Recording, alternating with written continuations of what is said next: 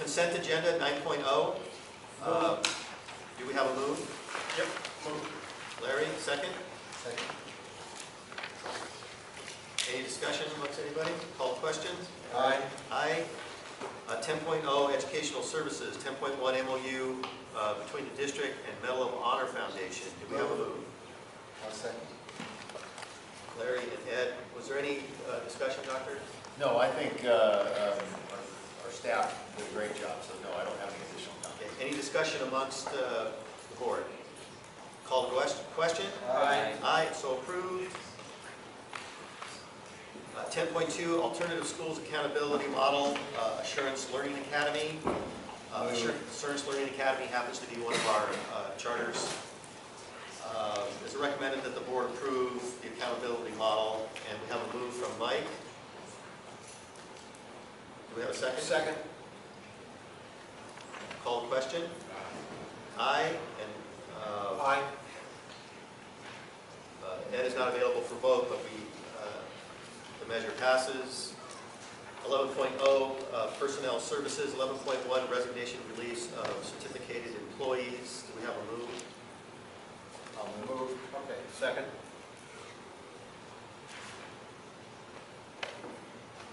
Call the question? Aye. Aye. Ed unavailable. 12.0 Approval of Certificated Employment. We are going to pull 3 employee numbers from the agenda: 14, 15, 16, 14, 15, 17, and 14, 1520. That leaves the 2 remaining employee numbers. Do we have a move? I got some questions. Yeah. Can we move in? Oh, sure. Oh, so moved. Okay, Ed Second. moved. I'll second. Fox second. Yeah, question? Yeah, is this, how long is the period for? Is The it period new for hires? it is for a year, so it starts back, and again, this is actually a ratification. These teachers are already working. But what will happen is this is a contract. They'll be under contract for 1 full school year, which is technically July 1 to June 30. And if things work great, then, Then they get another contract, but we have to notify prior to March 15th. and if things don't work great? Then they get a notification prior to March 15th that they need to find alternative employment. Make sure that You bet. we work. That's their probationary period. Thank you. Call the question? Aye. Aye. Aye.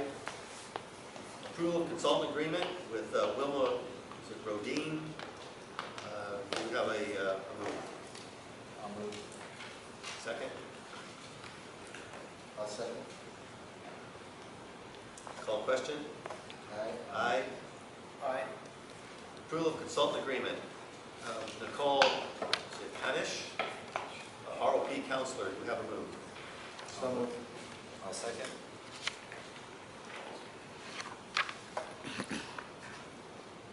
And as I understand it, Doctor, an ROP counselor is actually a new position for our. No, they've actually been Always had an there, ROP counselor? yeah, almost every year. Okay. And in fact, I think it has been every year.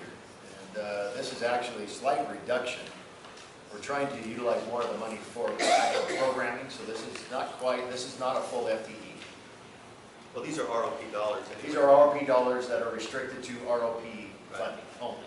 Correct. Call the question? Aye. Aye. Aye.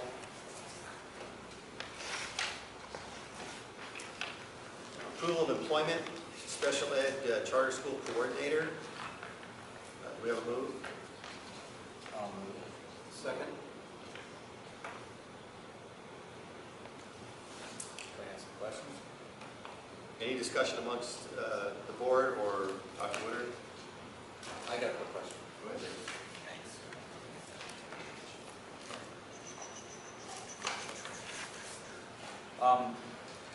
Can you tell me, I'm just going to list off the charters that are active, which ones we actually have the MOUs with? The SPED MOUs, I lost track. ALS, SCV. I honestly, I need to get the sheet in front of me because it's, Okay. I don't have it in front of me. All right. I can provide you with a list of which we have a special ed MOU with all charter schools. However, there are only 4, I think, correct me, 4 to 5 that have extended relationship in terms of us providing that special education oversight in the form of an LEA. Right, and I was curious, I think you've indicated that both the Einstein schools do, That's correct. and that's sufficient. More than sufficient. I understand. Only because I'm going back to the budget study we did Yes. on this back in June. This is, And double checking. Okay. I was going to check in on some of the other schools that were assumed, although that would I be get you a extra. finalized copy. Okay. All right, that's it. Okay. Call question? Aye. Aye. 11.6, resignation release classified employees. Employee numbers 141532, 141533. Do you have those? Second. Call question? Aye. Aye. 11.7, leave of absence, classified employee number 141534. Do we have a move? Move. Second? I'll second. Call question? Aye. 11.8, approval of classified employment. Employee numbers 141537, 141538. Do we have a move? Move. Second? Call question? Aye. Aye. Aye. For the public's edification, if you have an agenda with you, 11.9 has been pulled, and there will be no discussion on it this evening. 11.10 MOU Antelope Valley Migrant Education Program Consortium. Do we have a move? Move. Second? Second. Any discussion on this? Is there any need? No. This is an agreement between Antelope Valley and the consortium as it relates to the Title III, if you will, or migrant ed. In the event we get a demographic like that. That's correct. We rarely get those types of kids, but I want that just in case we do. Okay. Call question? Aye. Aye. Mark, before we move out of 11.0, could I ask either I or Brent, is everything going the way it's supposed to for the baseball sports? In other words, is there some deadline that we have coming up For baseball? for baseball? Well, baseball is a spring sport according to CIF, so we're well within the time So frame. there's nothing that we have to do. No, you remember the one time we didn't file some paper or something and it affected No, we're perfectly okay with that. We have Tim Jorgensen as the athletic director, as well as under the direction of Ty DeVoe, and they're all over that. We don't need any coaches appointed or anything. right? No, Okay. he's taking care of all of that. Thank you. You bet. With the board's indulgence on this, I'm going to open 12.1 and 12.2. Just talk back and forth, have them both open. I think the conversation is going to interchange. Do we have a move for 12.1 So moved. Second. and a move for 12.2? I'll move. I'll second. Larry. Larry. Right, that was Larry. So, okay, Fox and Layton. Okay, so both these agenda items are open, and Dr. Okay. Thank you very much. I appreciate it. It's actually our privilege and pleasure to kind of bring back these things, and we do have a couple of things I have. Dr. Budhraja put together a presentation. I apologize that we've got some technical difficulties with the cables. We'll take care of those. We do have some handouts for you. You may need your reading glasses to see them. They're a little small, but so I brought mine. So again, if you will, Steve and I will be tag teaming this, and of course, this is a Socratic dialogue with the board, and you guys can weigh in on any of the numbers and some of those things. We have some other pieces we'd like to share with you, but with that, Dr. Budhraja, it's all yours. All right, so we'll go ahead and start with the second slide there in the middle of the page there. And, this is a snapshot of our revenues for last fiscal year ending June 30th, 2014. And this is essentially a comparison between what the board looked at on June 26th versus the actuals data. We just closed the books recently, so it's comparison of estimated versus unaudited actuals. And so if you take a look at the first main item, which is our LCFF, we had basically a difference of approximately $289,000, and There were changes to the LCFF based on adjustments made to the LCAP, if you're familiar with that. There was a board meeting in August to discuss. The county required that we make some changes to our LCAP to incorporate some different things. So that dollar amount difference you see there reflects those changes. Federal revenues, not a whole lot of difference there. We pretty much came in very close to what we had anticipated. The other state revenues were down slightly because of some adjustments to lottery funding. One actually nice bright spot was our other local revenues. We were up about $167,000 above what we had projected, and that was primarily due to some money we got from the Medal of Honor Foundation. We were able to, I talked about this probably well over a year, maybe a year and a half ago, how the district had signed up, when I came on, we signed up for a program called MOP. It's a Medi-Cal reimbursement program. And what it is our special ed folks perform these time duty sort of studies, and they basically report how much time they spend on certain administrative activities. And so it's taken a while, but that funding stream is now starting to come in, and so you can see we've got a little additional extra other local revenue based on that MOP program. We expect that money to continue, and because of the nature of the funding, not really knowing for certain how much you're going to get, it's difficult to budget for. So it was nice to see that those revenues come in. In addition to that, we were able to get some other local revenues from leasing some of our facilities out to local groups, and so we were able to take advantage of that. Before you go too far, let me again, I think it's an opportunity to take time to point out some of the work and why we hired Steve in the first place. And you know, some of the things we had never received, some of the MOF funding, we never received some of the one-time monies that we're receiving now. And it was all because, in terms of due diligence on his part of making sure those things happen. So again, appreciate your efforts in there and seeing those additional revenues. And lastly, I wanted to point out the local revenue and the significant, I guess, dollar value that's been assigned to that, simply because of the creativity of this district and making sure that our facilities are used to capacity, and leasing out those facilities really helped us in that area. And again, I appreciate the work of staff at Will and those guys doing a phenomenal job, and obviously taking the vision and running with it. So thank you on both of the counts. Thank you. So moving down to the bottom of the page, under total expenditures, now this is again a comparison of estimated versus actuals data now that the books are closed. Certificated salaries, not much of a difference there, very close to what we had expected.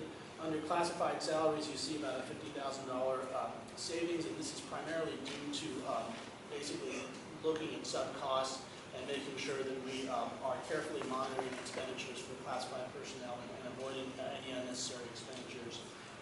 Not a significant change under the employee benefits. Under the two columns there below that, though, you see book supplies, and then you got services and other operating. This is an area where I think, as Dr. Woodard mentioned, our administration really, last year, knowing that we were having a very difficult year from a fiscal standpoint, I think the leadership team, the administration really stepped up in terms of carefully, thoughtfully ordering supplies and thoughtfully utilizing district resources and you know, really determining needs versus wants. And so knowing our budget situation, knowing that we had lots of tough decisions to make, I was very happy that we were able to identify some savings, combined almost $100,000 in those two categories there. So that was definitely a positive for us. And finally, other outgo, this consists of two things. Essentially, our payment for the COP, which remains constant. That dollar amount doesn't change significantly, but what does change is the other components of the other outgo, which is excess costs for special education. We had in 12-13 unaudited actuals, so a year before this last year, we had excess cost bills from various different school districts going back to 2007 to 2008. The excess cost thing was a big deal. We're getting bills from different districts for different students, and it was kind of a big challenge to kind of go through and make sure that we paid up over the last several years, and that we're caught up, and we can carefully now monitor how much we owe for these excess costs. And so now we've been able to do that, and we were able to identify some savings there to the tune of close to If you will, Steve, let me kind of expand on that a little bit too, because I think it's important to note. Mike, you and I had a conversation about any kind of non-public agencies that we may have on the hook. These are some of those costs that are associated with educating special education students outside of our local plan area, if you will, or in our district, because of or due to the fact we don't offer those services for specific types of disabilities. I got again, some of those in arrear payments had built up, and some of the payments were, I think because of billing, truthfully, they are remiss, the other districts were remiss in terms of billing us. And then secondly, because, we needed to pay attention to that in terms of what those deficit looks like, what those deficits look like, if you will. And again, I applaud Megan Freeman and her work as it relates to special education, her staff, Misty Cervantes, and working to really reduce those expenditures on a year-by-year basis. You can see they can be quite costly if you don't pay attention to them and really focus on that amount. So, real quick, so the other local revenues, primarily the leases and the efficient utilization of our space. Yes. And the other outgo, the other pickup, if you will, in the global sense. The other outgo is because of the less other district or other service providers sped costs. And can I conceptualize that as maybe a reduction in the sped incursion on the rest of the budget? Well, yes, in a couple of different ways. And understand, under the direction of Megan, we've now instituted, and the principals, putting together intervention programs. Oftentimes, and I've said this before, incorrectly so, we utilize special education as an intervention. That's inappropriate expenditure. We've been able to curtail some of those costs and really make sure that we target our approach and our interventions immediately with students. And obviously, those students that are requiring special education services now have the availability of more capacity as well. So, if you take a look at it as a whole, the district's headed in the right direction, and our percentages were way out of whack. I don't know if you remember that. Okay. We've been able to reduce those significantly because under the direction of Megan and her staff. And then Steve paying off the bills and really being creative with that together has really contributed to that dollar value. You bet. So then, moving on into page 2, expenditures, and I'll kind of go through this. When we, back in late June, when we discussed budget adoption, we had projected that we would have a deficit of a little over $100,000, which was a pretty good move towards closing the deficit. As you may recall, back in September, October, we were staring at a pretty large deficit of in excess of $1 million. Now, finally, moving on to actually closing the books, one bright spot was that we actually were able to eliminate our deficit. We actually ended up with a small surplus, only about $65,000, but nice change from a pattern of deficit spending, which we had 5 out of the last 6 years. It was nice to avoid running a deficit. Consequently, we ended up with a larger fund balance. Unfortunately, we didn't meet the reserve, the 3% reserve, but we came closer than we had anticipated. We originally projected that we would have a reserve of less than 1%. We ended up with 2.38%, which was a bright spot, obviously, given the challenges that we faced last year. So we ended up with a little higher ending fund balance than we would have than we expected. So that was something that was certainly nice. Again, Steve, I'm sorry, I got to butt in again, and I got to kind of elaborate a little bit on that deficit piece. And I know from a traditional standpoint, if you have $3 million in surplus and you're spending $1 million a year in addition to your base revenue, then that's okay. It's like a savings account, even though LA County will consider that deficit spending. We've talked about this at length. However, we're at the end of that cycle. We can't continue to do it anymore. So obviously, through this administration, we've talked a lot about how do we reduce that and actually spend what we get and be able to kind of get creative under that. Again, over the last 5 of the past 6 fiscal years, since 2008, we've been deficit spending. Now, we've been able to curtail those costs. We're now within budget, and not only are we within budget, we have a small surplus. So again, that's directly attributed to Steve and his leadership and his staff, as well as the rest of the administration through Janet and Megan and all the principals and their work. So I thank you. And I'm glad you bring it up because I feel like a broken record, but I always feel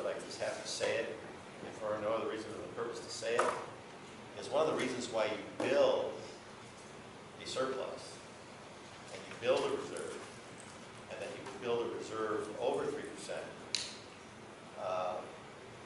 is so that you have the ability to sort of wean yourself through the lean times. Correct. Without having draconian impact on your ed program.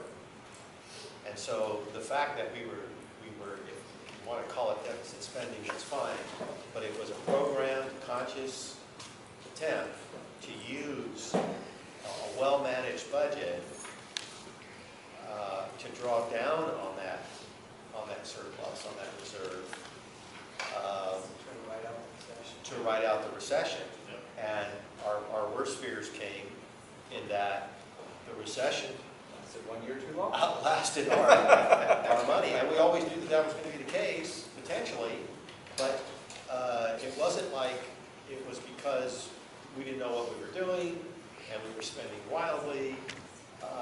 We programmed into the budget an expenditure of that money the way any good fiscal enterprise should work to ride yourself through the lean times. So I think it's just always important to make that distinction as to what we were doing at the time. And Can I ask one more before you move on to 2014? Very, very briefly, just because we're done. What change did we approve to the LCAP that resulted in the $290,000 less revenue? Part of that had to do with quite a few different requirements. If you remember, we were talking with Debbie Deal and FICMAT and through our fiscal advisor. There were a couple different changes in deferred maintenance that we wanted to, at some point, begin to kind of build back. Remember? Yeah. I don't remember if you remember the original. There was $400,000 in deferred maintenance that we were allowed to use towards the 3% reserve, and we ended up spending all of that, and we ended up with $0 in that deferred maintenance account. This allowed us to be able to try and attempt to build that back up. You'll see here in a little bit where I'll we go ended back up there. there. So I just can't remember what specifically we did. That's specific to the deferred maintenance account. Yeah. Because we had taken it down to 0. County basically just approved our budget, the one that was adopted on June 26th, so subsequently we made some revisions to that budget and have incorporated the data from 13-14 that I just discussed with you earlier.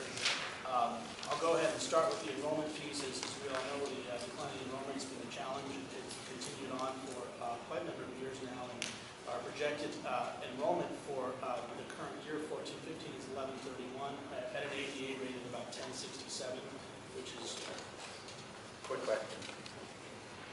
When we projected enrollment last time we talked about budget, which was June, it was only about 1000 something. what was the number we were? It was like 1041. This is 1131. This is enrollment. Our ADA is based on this enrollment number. Different So it's numbers. about What I'm trying to 1067. figure out is whether or not we had as much decline, because I don't know if the numbers are real yet, but we are starting school, and it was one of the questions I was going to ask, is how enrollment is. Did we decline as much as we feared? Did we decline less than we feared? I'm going to say that, again, we have some data to continue to take a look at. Preliminarily, I believe we're pretty dang close to what we projected. Well, we have to factor the charter school. That's why I said Because we lost 100 kids to the charter school, In but it's our excess. charter. No, I understand. So That would have been in those projections. You almost have to add that number back in, or. That's what I'm saying. That's why I'm a little bit hesitant to answer your question. I'll get a 20-day attendance report. I'll get a lot more data and be able to I think, share. we factored that in. We looked at the trend, Right. and then we said, okay, we're going to conservatively estimate low enrollment, Right. inclusive of the charter. And here we are. I'm just Right. curious where we ended up. During the next snapshot, if you will, during the first interim, I'll have more data. I'll have Q1 attendance numbers, and I'll be able to share with you some comparisons on what we projected. Lucy's putting together some stuff now, so we can get at least give you an idea of where we ended up. And then again, that's kind of my hesitancy, is I got to kind of look at Agua Dulce and how that canvassed. So, but we're pretty close. I believe we got some good estimates.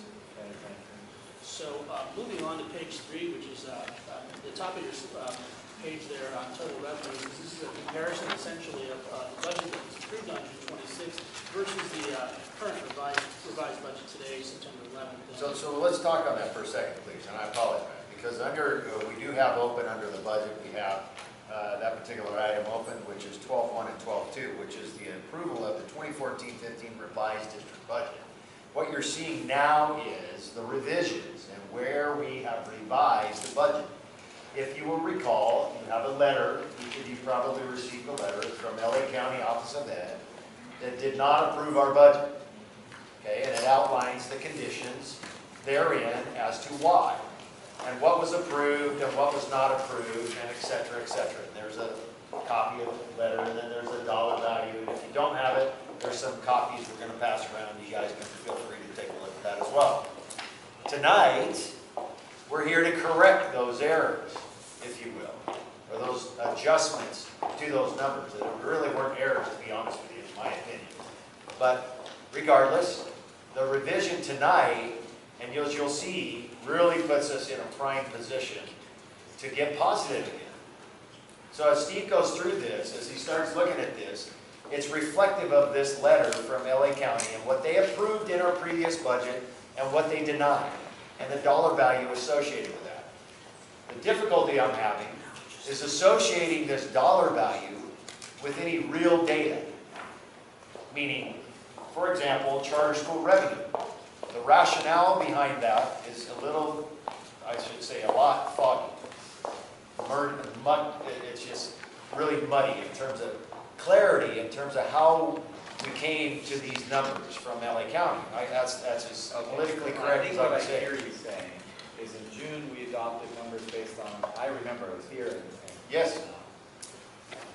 Mr. Ridenour was really pushing on it based on actuals, quite frankly, and so they've allowed us only to book a lesser number, and what you're trying to tell me is you're not really sure what the logic behind that lesser value is when we try to apply so much logic to the original values. That being said, we got to go with their numbers. Those went out with the window. That conversation, as a general description of what happened, is that statement is true. And I don't know if Steve has an answer, specific answer to my question.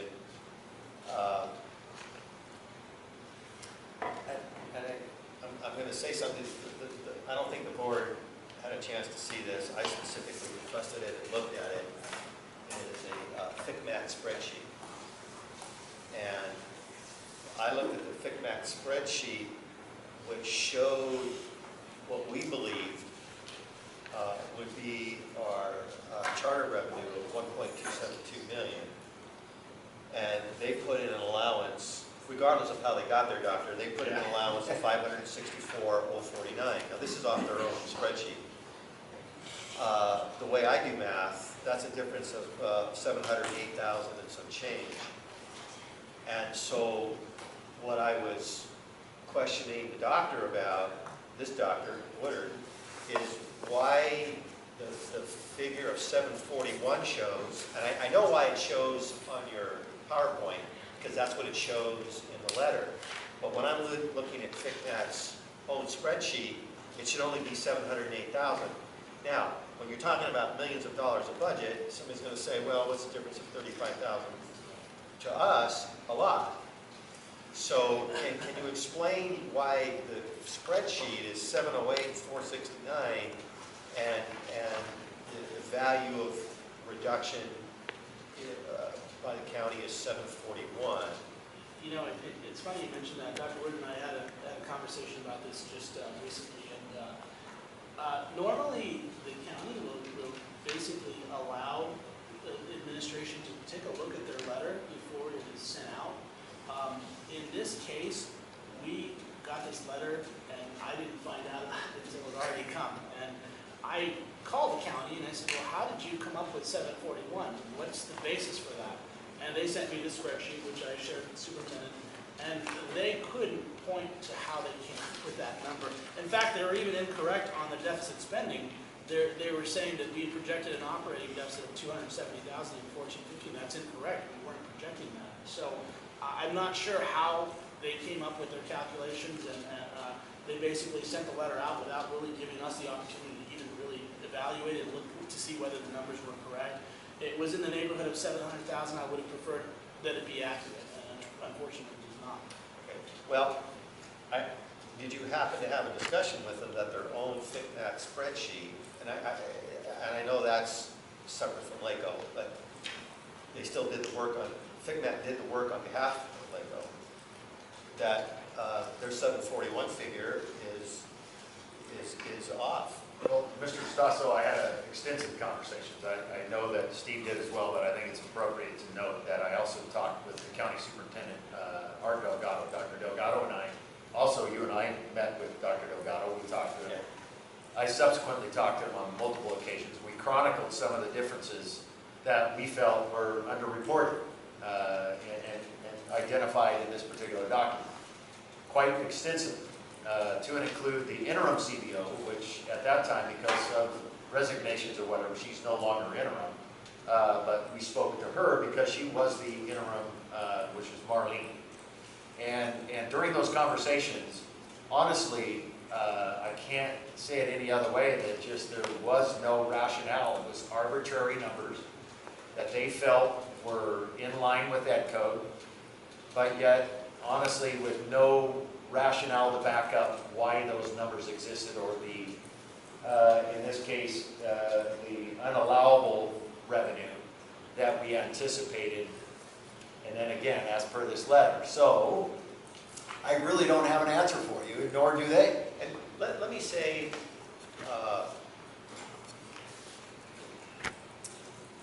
for the sake of some background here, I appreciate the fact that the county was willing to do some horse trading with us. And especially FICMAT appears to have, albeit, I think, overly cautiously, in terms like the 741 figure or 708, that they're willing to look at and give some credence to our fiscal plan and our fiscal recovery efforts. To a degree, I think they're beginning to recognize this is a viable means of income, this is a charter school initiative, albeit that they don't want to fully fund us. So I do give them credit for that, and appreciate FICMAT looking at it and not discounting it totally, especially since, you know, we don't have a year's worth of history behind us with all these charters. So on the one hand, I do appreciate what they're doing. I want to make that clear. I guess what I'm struggling with is I spent hours looking at these numbers. I've got calculations that don't add up on the unaudited actuals. I've got numbers that don't add up based on this letter versus the FICMAT spreadsheet. I see numbers appearing on the FICMAT spreadsheet that aren't represented anything in here. And I guess you could just look at it philosophically and say, well, stuff happens. The problem I'm having is I'm being asked to vote to approve a budget, and in the world I come from, you either have real money that you can show and follow, or project, or you don't. And if you don't have it, there's no vote, there's no approval. And so I feel a little bit uneasy, as I always do. I'm being asked to approve a budget with numbers that I can't put a trail on. I can't put a trail when you look at, I don't care whether it's a vertical or horizontal column on the spreadsheet. I can't get those numbers to add up. And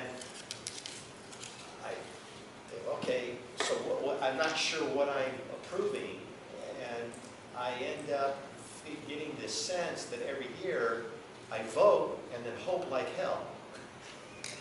Vote and hope is the new model, just vote and hope. And so I'm just trying to figure out, and I'm hearing, well, we don't really have an answer for you, but I'm really desperately trying to figure out how we get to some of these numbers. And if we're going to have an arbitrary application of numbers, why not 708 versus 741? Because at least it's consistent with their spreadsheet. I think some of it is they're struggling with the new approach. This is an approach they're not used to. Understood, but you know, they gave us a $564,000 They figure. did acknowledge that. I don't know how arbitrary that is, and I'm appreciative that they gave us that. On the spreadsheet, it doesn't explain how they got to that number. It just says, No. here's what you have as a projection, here's what we're giving. With arbitrary assignments. And so of I'm information. actually, in a strange way, I can be okay with that. But when you take that number and subtract it from our 1.272 projection, it's not what No. is here. LCFF and the local control funding formula, because I'm going to tell you, LA County is extremely strapped and challenged on this, and they can't even agree with FICMAT. FICMAT doesn't agree with LA County half of the time in terms of adjustments. However, if you don't use LA County's adjustments or projections, then they won't approve your budget, even if they admittedly were wrong previously. So it's really odd. If you remember that $500,000 miscalculation by LA County that FICMAT found. Those are some of the issues, and granted, LCFF is a complicated formula, and they're struggling with it just as we are. So it's even, I hate to put it this way, it's even gotten worse than last year and the year before that one. So I wouldn't anticipate it getting better anytime soon, but I think eventually we'll start to understand. It's funny, we get calls, Steve gets calls from software companies offering to sell us and be able to identify a piece of software where I can clearly say per kid how much this kid gets. Now it's every kid in your district gets a different dollar value. This kid, that kid. So we're going to have software that tracks kid by kid by kid so we can make better projections in terms of revenue. They offer to install this software in the attendance program, and they say that we can get you a different LCFF number each day as things So change. every day it changes, depending on enrollment, right? But their sell is that it's more accurate than what the county or state is doing, but I thought it was kind of fun. It's interesting. Well, okay, so let's proceed with the Okay. next slide. So moving on, So when you get all done with that, there's $313,000 less money. So bottom line, I'm just going to go through it really quick. Changes to LCFF basically made for this budget revision. We talked about incorporating, we talked about the LCAP and basically being able to utilize some additional funding as part of our reserve. The federal revenues, the difference you see there, the $30,000 is the federal government is on a different fiscal year. They go from like September, October through, unlike school districts that go from July 1st to June 30th. So we didn't get hard values for the federal revenues until just recently. So this represents what the federal government has told us. And there's a little bit of a bump there in Title I, Title II. You see about to the tune of about $30,000. In other state revenues, you'll see a $72,600 increase. And what that is the state has these mandates. They require school districts to do different things, compliance, graduation requirements, Williams Act, etc. And so the state has not paid its fair share obligation for a number of years, and they've recognized the fact that they're having to go back many years to pay off stuff from a long time ago. However, once again, let me point out, we wouldn't be getting these mandated costs if it wasn't for Dr. Woodard. We wouldn't be getting some of the federal revenues if it wasn't for Megan Freeman and doing some of the things we've done. That's $100,000 in additional revenue that we realize because we are putting in for mandated cost reimbursement. We are upgrading our Title I and our categorical dollars. Say that again? You have to actively look. You have to actively pursue those dollars. They just don't show up randomly. And so this is, again, we had talked about, the reason why I pointed out is because we had talked about in budget, why we ended up spending a little bit more money as it relates to his position. This is a classic example of why.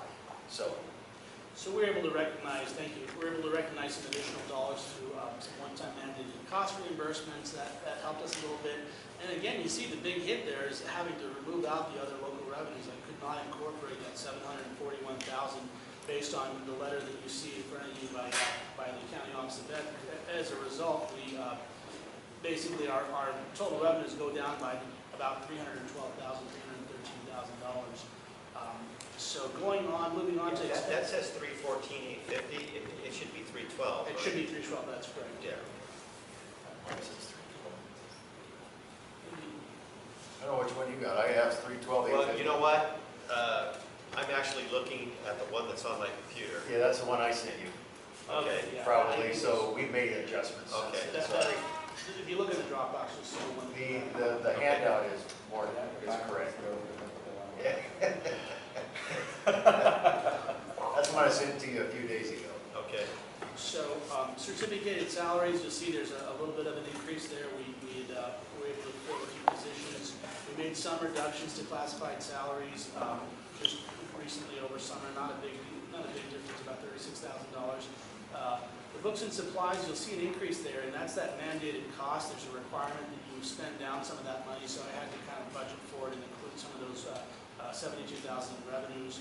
And then a big reduction that you'll see is the $250,000, and that's, this was going back to our point with the county, is they removed $741,000 worth of revenues that they thought we were not going to get, but they didn't recognize the fact that we also budgeted about $300,000 for additional costs for legal and oversight to go with those revenues. So had we not been able to recognize the revenues, we would budget the expenditures, so I had no choice but to. You had to go ask them to apply that kind of logic?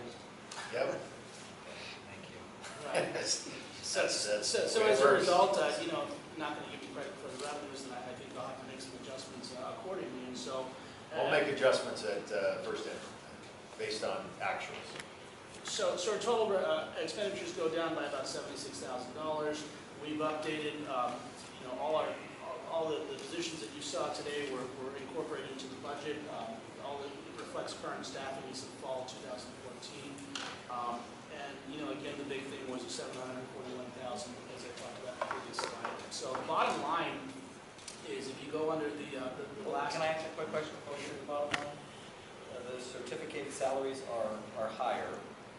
That's because we staffed with more teachers than we had thought in the June budget? Actually, yes, and some of those ended up being at Meadowlark. They were, I'm gonna guess again, based on enrollment, looked like about 40 more than we actually projected. But we also ended the year a little bit heavy, but then the enrollment came, so our projection was a decline. They ended up not declining, and so we ended up having to fund an additional 2.6. When I talked to the county CBO and I talked to their staff, the only way we'd be afforded the ability to do that was to balance the budget with something else. That's why we ended You're up. too fast for me like usual, so let me catch up. Okay. So we have more teachers, that's great. Yes, 2.6 FTE.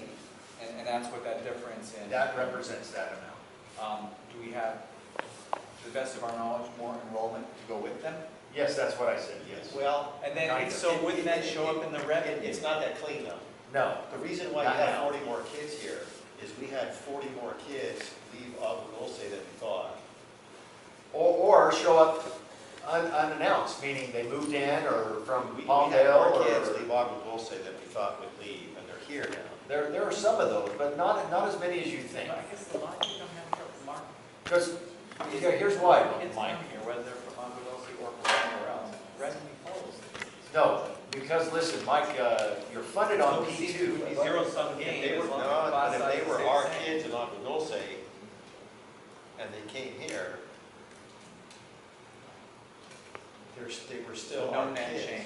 They were still. But you're also funded on prior year P2. You're not funded on what your enrollment Okay, is ADA. I understand.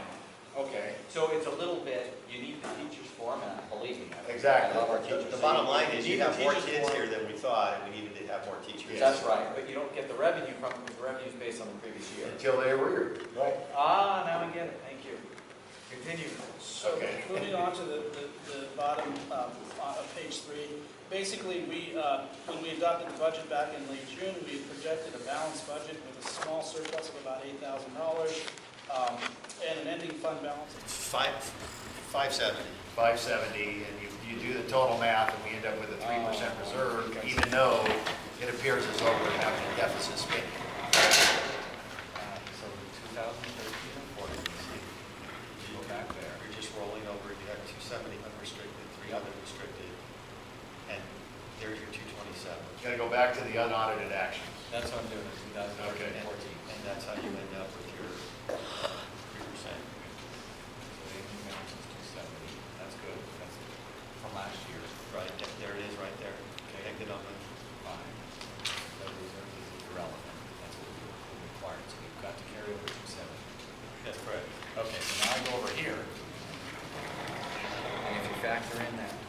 270. I think if you look at the last budget page where it says 2014 budget projections and then the adopted versus the revised, you'll see how we get to 3%. Very last slide before budget considerations. Steve, why don't you go to that page? I got it. Okay. I think, so for this year, we're down to 27. We got 270 that carried over from last year. That says we should net out at the end of this year. Yes, but the 270 is only unrestricted. You're looking at restricted and unrestricted. Okay, so you have to total, Okay. another part. So the bottom line is that we are projecting a 3% reserve, and we're not including what the county asked us to take out. We took the $741,000 worth of those revenues out of this budget, and we feel that this is sufficient to get approval at least at this One point. more time. So we're at 3%, which is our goal, That's the golden number. and we're at 3%, inclusive of the pain that was inflicted on us, Yes. so to speak, Yes, by the county, correct. by requiring us to reduce our revenue. That's right. Well, But I also believe it includes all these numbers, and the county has indicated, if you approve it, we believe our new revised budget will be approved, and then we will be in a positive situation. Thank you. And you were fortunate. And this is where we have to give the county a little bit of credit, I guess, is because we're not even talking about real dollars anymore. We're just, No, it's hypothetical. we're just talking about projection. hypotheticals. At least they allowed us to land on a 3% Yeah. hypothetical reserve. So even though I'm You're right, uncomfortable it'd be in worse. living in a hypothetical budget world, because the paychecks that go out aren't hypothetical, as uncomfortable as it is, at least, but they're giving us enough to meet the 3%. And so the real budget, the way I see it, will kick in when we get to first interim. Right. Then we'll really get to see it from a toy budget to a real budget. Well, with the incorporation of the actuals from 13-14, we had the benefit of, now we've got the benefit of actuals data that we can incorporate. So this happened a little sooner. We expected to get that 3% out in December at first income. So we were fortunate to be able to make 3% a little bit earlier than we thought. And so come first interim, we'll get a better idea of sort of some of these other additional local revenues in terms of the charter schools, and then we'll have some new numbers for you come December 15th. And so there's a final piece under budget considerations, which I'll let Dr. Woodard talk about. Yeah, if we can, go to the budget consideration page. I would have liked our AATA representative to stay for this, because I think it's important. I think there's several things we need to consider. Obviously, we didn't hit, and if you'll remember, we talked about the furlough days. We talked about furlough days for all management, confidential, AATA, and classified staff. As it relates to a potential restoration of those furlough days, if we were going to look at it at two different tests, if you will. The first test was at the end of the unaudited actuals of 13-14. Unfortunately, we did not meet that, so I can't recommend to the board that we restore those furlough days now. However, their second test is at the end of 14-15, which is another unaudited actual year. If in fact we meet that test, we have the opportunity to refund those furlough days then. And again, I am very confident that we should be able to do that if all things pan out and all of our projections come to pass, and we should do that. I'd like to advocate, obviously, that we hold fast currently, but as we take a look at first interim, you may want to have an additional conversation or not about the potential restoration of those furlough days. I think it's important to continue to put it back on your plate for consideration. Okay? Secondly, I can't say this strongly enough, but we continue to find ways to improve our school facilities. That deferred maintenance account is now back down basically to zero in order to meet the 3% reserve. Now, is it in an account that we can use for, it's a tier 3, if you will, account, meaning it's unrestricted? Yes, it's now in LCFF, but I'd like to advocate that we begin to plan towards a line item every year that either restores that account and we start using it to upgrade our facilities, to start painting things and fixing things and in a professional manner that makes sense, and really keep our facilities upgraded and in such a way that it really honors, if you will, this district. I think I'd like to begin to look at that. I'm advocating that you consider that in a future budget. Not only just building up the dollar value, but let's actually expend some of those monies that we're going to be able to acquire. And then secondly, or thirdly in this case, and in no way in any particular order, one of the FCMAT requirements, if you will, as the directive is to provide additional financial support for the charters as per the FCMAT directive. As we talk about that, we've talked about that extensively.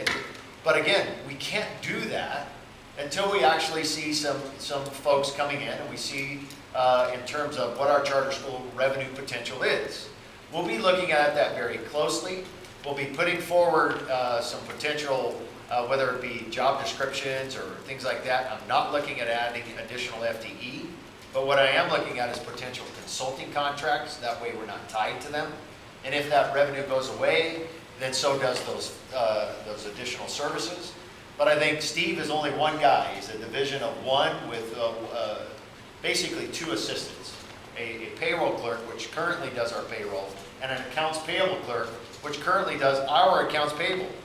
Nobody to do charter school stuff. And FCMAT obviously was strongly recommending additional fiscal support for specific to Steve. So we need to consider that in the near future. Once we get numbers, we're going to be bringing that back to you. Charter schools, that's something we need to continue to monitor. Whether they're new or existing, etc. I cannot say enough and applaud Janet's efforts. Janet Simon has done, tremendous job. If you want to, attribute that $562,000 in additional revenue. That, in essence, will help us. And also, there's additional oversight. Comes with that additional costs associated with doing business. Absolutely. And again, I think we need to continue to take a look at that and allow her that freedom to monitor, whether it be fiscal or educational oversight. And then also, as we take a look at the last one, revise the budget allows the district to maintain 3% reserve. We've already talked about that. Not going to mention it again, but again, I applaud the efforts of Steve and his staff and Janet and Megan and everybody to kind of put this together in such a way where we can get out from underneath that negative certification and back to a positive budget. So again, that's really where I want to wrap this thing up with and then answer any of your questions. So. I don't have any questions in regard to what you just said.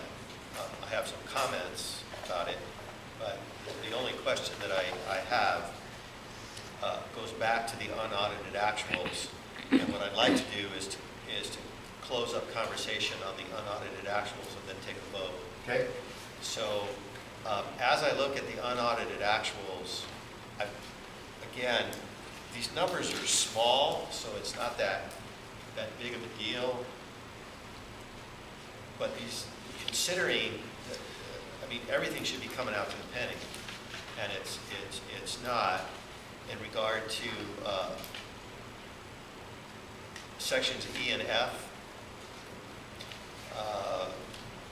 and the columns as they relate to the 2014 budget, as you know, those columns are supposed to add up both vertically and horizontally when you add and subtract the numbers, and they're not doing it. In fact, other dollar values appear under F2, ending balance as of June 30th. We show a restricted balance of $17,745.15. And then when we go down to 2B, we show the value of $17,747.88. Now, we're talking 2 bits and change, but I'm not sure why those numbers are different. Again, this is their product. I'm sorry, it's not ours, our calculations. That's it's the FCMAT ones or the other. Well, I'm not sure if this is attributable to FCMAT. Oh, that's, you're looking at the FCMAT, the spreadsheet. So he's looking at. No, I'm looking at the actual report. That's the LA County and an auditor. Oh, Yeah. got it. This is an auditing report. This is not our document. When I look at our total sum that we addressed before, which is the unrestricted and restricted beginning fund balance of $579,0581, and you subtract the $227,874.55 of the deficit that will occur this year, and then you fold out the 17,747.88, even though on another line it's 17,745.15, you should come out to 325,283.38, and yet it's 324,286.11. So part of that might account for the fact that you have to take out $1,000 for a revolving cash fund. Okay, but you're still not coming up with an exact number, and so to me it's a little scary. When you're adding up numbers, boy, you should be coming out to the penny. When you get to these types of reports, and it's not doing that. So I'm not sure why that's the case, or why those, there's a variance of $2.70 on those lines, but 273 could be just a rounding error. And when I'm looking at it, if you take a look at F2, the unrestricted ending balance on F2 is 270. That's the same as the beginning balance under 1A for the next year. So 270 carries over into the next year, and then 300 carries over into that, 570 carries over into the total. The bottom line, what you're looking at, those are just sort of subcomponents. There's a restricted balance of 17,000. That's some money from the restricted lottery that didn't get spent. It moves in so that we spend that down into the current year. So there's a few little things there, but I think the most important thing is that the ending fund balances from the prior year match the beginning fund balances for the current year, which here they are. well, to me they should all be matching. So and when they don't, I begin to wonder, is this something that's foreboding for future calculations? I don't know. We don't need to spend a whole lot of time on it. I'm just looking because they're insignificant amounts. But again, to me, they should be adding up. And if they were rounding up, I could see if they were rounding up or down. But you've got 15 cents and then 88 cents, and so I'm not catching why I it don't does want to that. defend their math. When we see that at work, it's because oftentimes those cells are fed from other backup spreadsheets. When you do these spreadsheets, And so the rounding happens someplace you can't necessarily see That it. you don't see in the spreadsheet. And everybody always wants to sum but- two ways and get the same Yeah, number. but in my world, at some point, before you get to the bottom line, they get reconciled. And these aren't reconciled. So, in other words, pick one, pick a value and you plug it in and not have two different values. But anyway,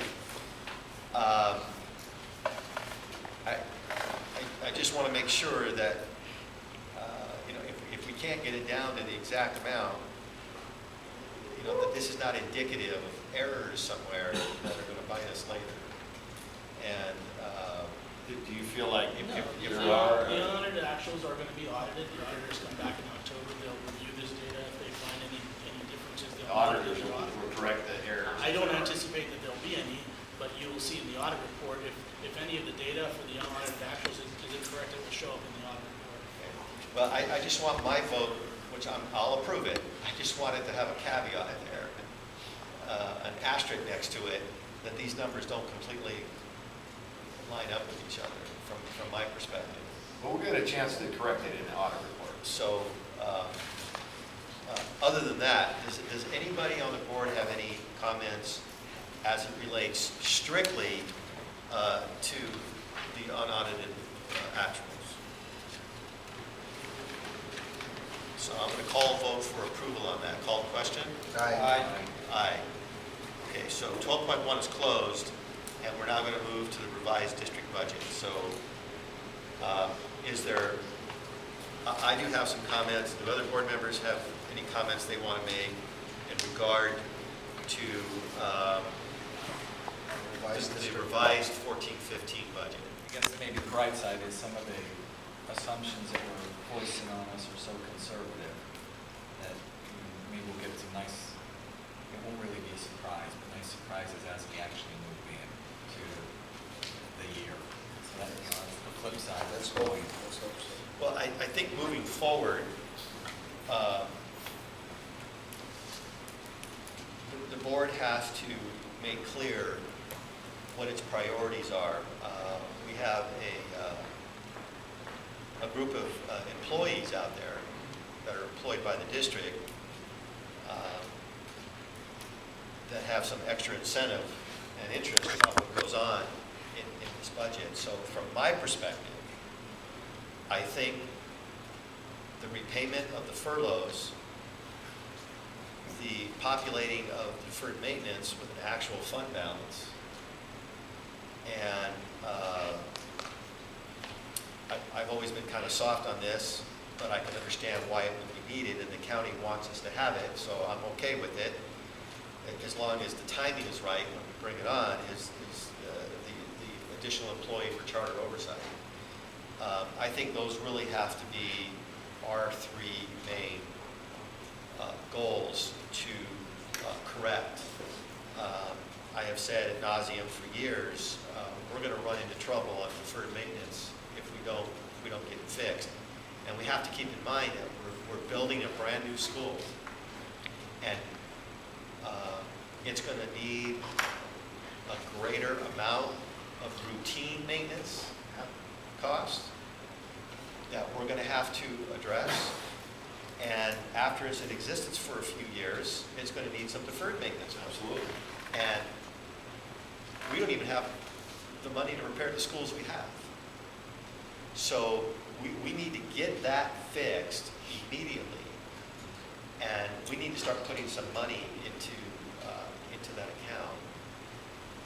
And because it kind of floats now as just part of the LCFF funding, and it's kind of unrestricted, here's the money, you deal with it. I actually like that. I hate this whole thing of here's $5 that you put into this account, here's $10 that you have to use for this. It's so regimented, you don't have any flexibility for your dollars. You lose the value of your dollar because you can't make real budget decisions. So I actually like the fact that the state is kind of folding the tent, saying, here's the money, you guys spend your money wisely. That's the way it ought to be. But we now have the obligation to make sure that we, as you said, we need to create a line item for that, and we need to be funneling money into that, and we need to start being religious at it. So hopefully it won't be an issue where furloughs and deferred compensation are competing with each other, but they both have to be high priorities. And so, I want it on the record that the restoration of those funds to the employees has to be one of our top priorities. What is by agreement?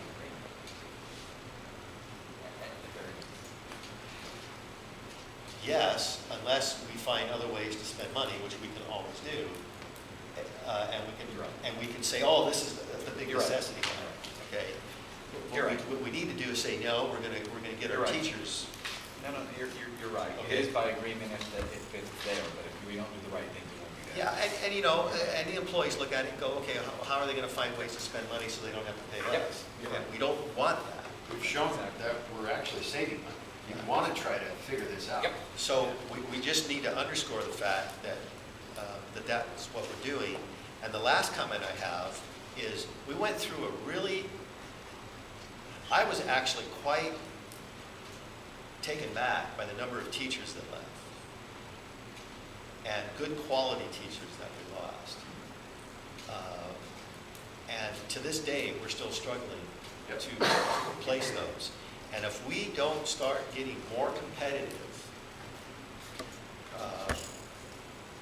we're going to go through this every year. And we're not going to have any continuity.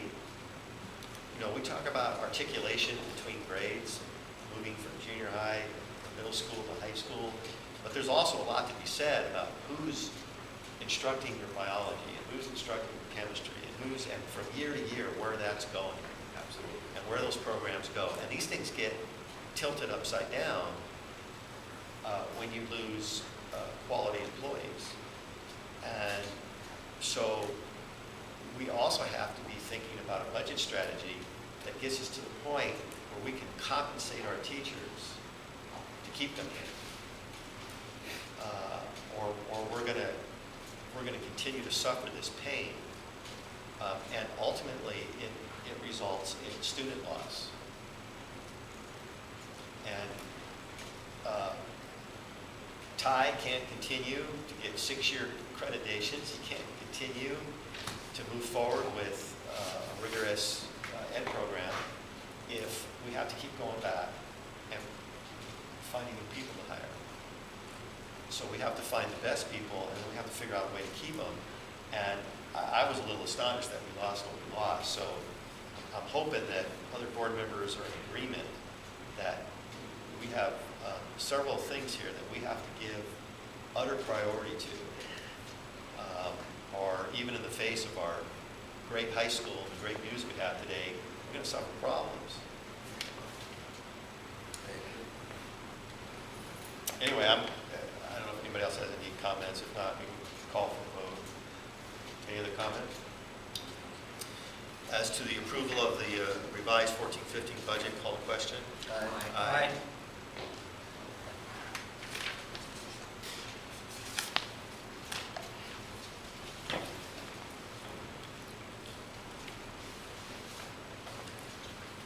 Uh, 12.3, Williams Settlement Quarterly Report. Do we have a move? So moved. Second? Any discussion? Call to question. Aye. Aye. Request for refund of developer fees, 12.4. It's recommended the board approve the request of developer fees in the amount of $3347.81. Do we have a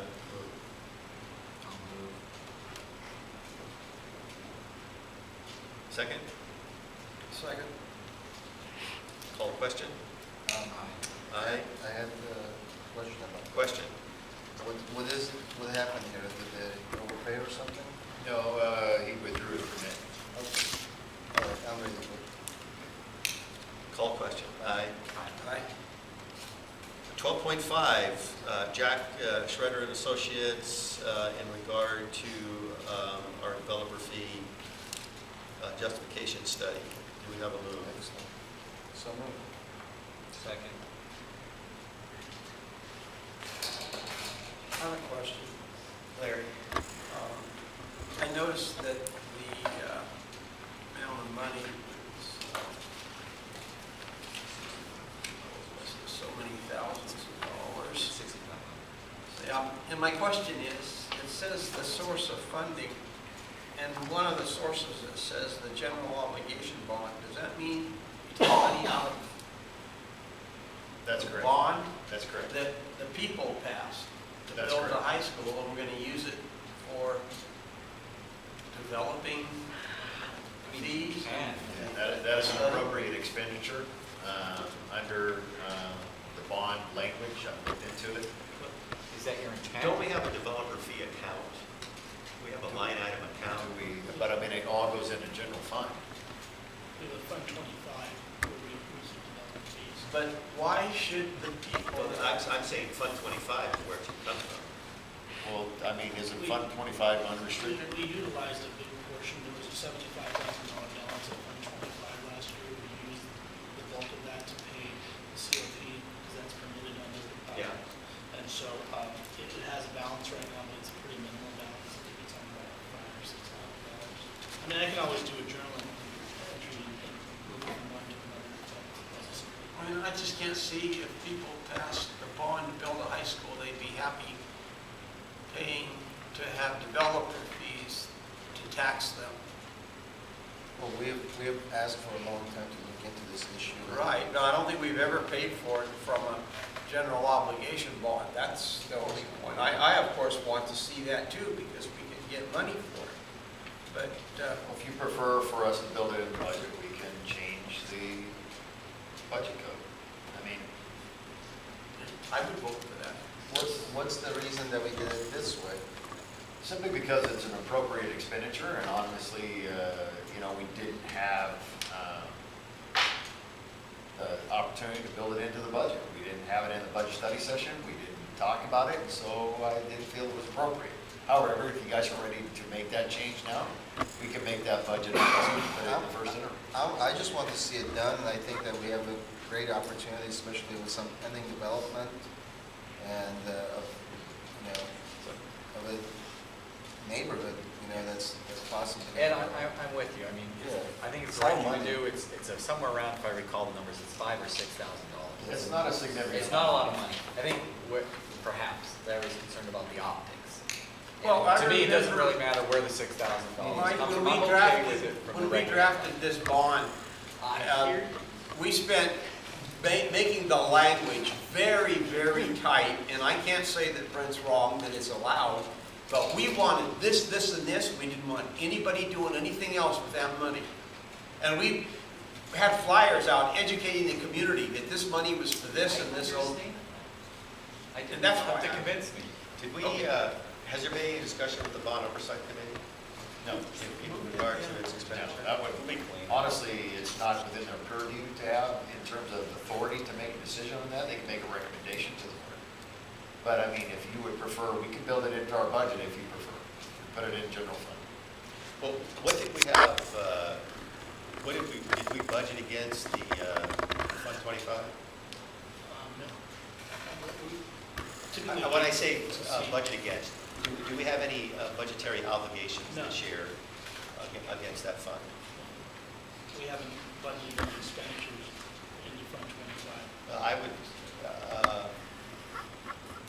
I would say just pull it out of there. We're using developer fees, income to pay for a developer fee study. That's perfectly fine. Does that sound? I'm on board. I'm good with it. I'd like to make that amendment and motion. Okay, now, That's if fine. it turns out that, We're short. let's say we're short, I would say they go ahead and take the balance of it out of developer. It's not a lot of money, so it shouldn't be a problem. Out of the bond fund.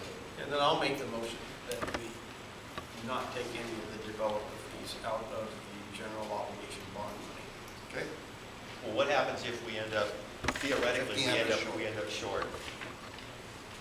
I'm sure We won't send Larry we're that to, short.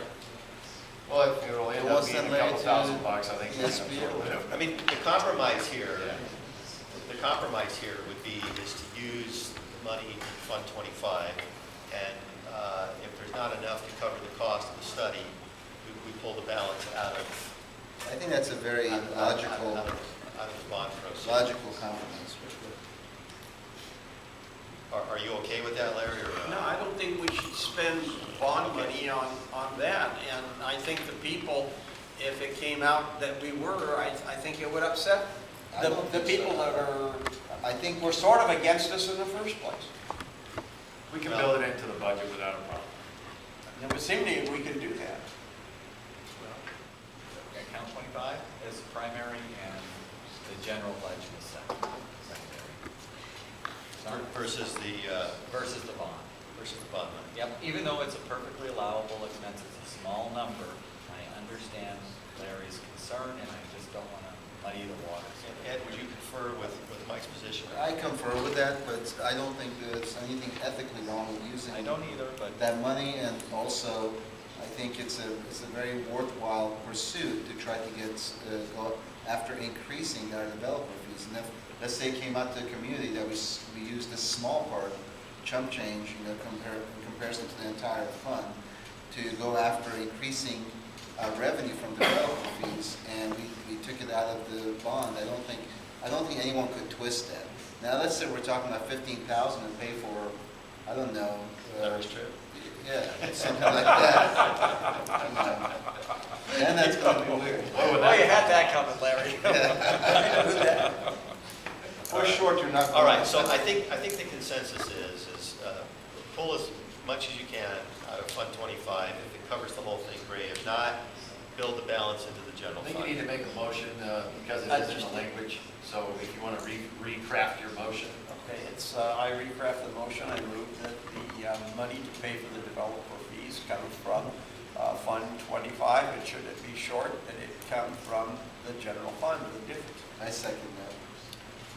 Call question. Aye. Aye. Okay, do I have to record the, Yeah. oh, jeez. Yeah. Don't You you got right? it this time? Now, They come from Fund 25. I called the vote Yeah, prematurely it because was- I had a question, but that's okay. What is he actually tasked with studying? Is he going after level 1 or level 2? It's going to all. Both, yeah. Because I'm, with the fact that we had a bond passed, and, He's going to do whatever is allowed. There's some language in it. okay, well, I guess that what I'm concerned with is to do a study for 1 and 2. probably cost more money versus just a study for a level one. And I'm wondering if we're even going to qualify for a level one, because you have to meet certain criteria. Right. Yeah, your capital facility debt has to be 50% of your bonding capacity. I have no idea Yeah, I don't either. if that's the case. You had to have held a bond election in the last 4 years with at least 50 plus one saying yes. Well, we haven't had a bond election in the last 4 years. So I don't even know if we qualify. I don't either. for He level lists two. it on page 10 of 17, so he itemizes everything. So my position would be, if we don't qualify for level two fees, why would we do a study to see if we, what the numbers look like in terms of development? Well, I think, obviously I can have that conversation with him and, get a preliminary assessment of whether or not we qualify, and then he'll be able to say, okay, yeah, let's do the study or not, but I mean, it may Well, not that's be fair enough. not to exceed. That's fair enough.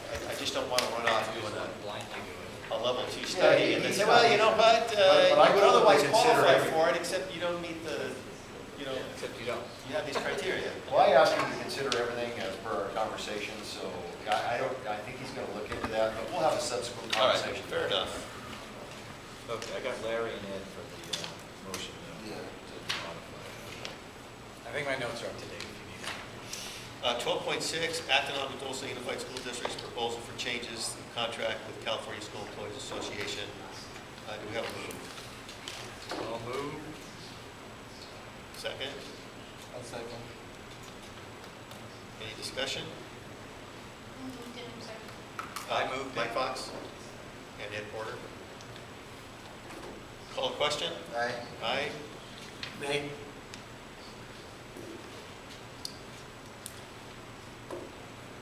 Twelve point seven, Acton, Agua, Dulce Unified School District's initial proposal for changes to the contract with AATA. Do we have a move? I'll move it. Do we have a second? I'll second that. Any discussion? Call a question? Aye. Aye. Nay? 12.8, reconstruction service agreement with HEF, we already did that. 13.0, future agenda items, any discussion? Thank you for moving one of them into the study we just discussed. None. 14.0, calendar. Any discussion? 15.0, closed session. 15.1, report of action taken in closed session. The board did take action in closed session to approve a settlement, read OAH case number 2014-040-373. That vote was taken in closed session, and it was 3-1 in favor of the settlement, with one board member absent. Abstaining. No, he's absent.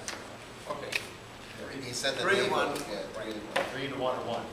3 to 1 to 1. Yeah, it was 3-1 to approve with one board member absent. 16.0, adjournment. So moved. I'll second. Call the question. Aye. Aye. We're adjourned at 10:49.